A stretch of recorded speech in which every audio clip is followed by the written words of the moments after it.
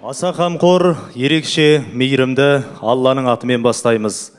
Ассалаумағалейкум, сүйенгені ар, сүйгені сәлем болған, елдігі мен татулығы ерен болған, әулетіне бедел қонған, қастерлі қазақ елі. Адамзат баласын ұлттар мен ұлыстарға бөлген, біздерді осындай қасиетті отанда өмірге келтірген. Жаны таза, қаны таза, қазақ деген текті ұлттың ұрпақ етіп жаратқан Алла тағалаға сансыз шүкірлер, мақтаулар болсын.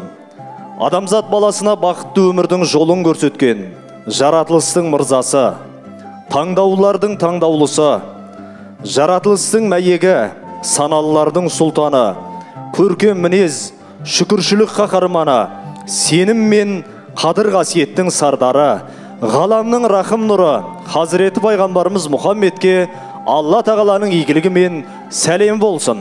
Үлгі алса үлкендерден жас баласы, белгілі көргенін жас тастамасы, әр түрлі ағым қеріп, соғылмасын ақпейіл жамағаттың тасқа басы.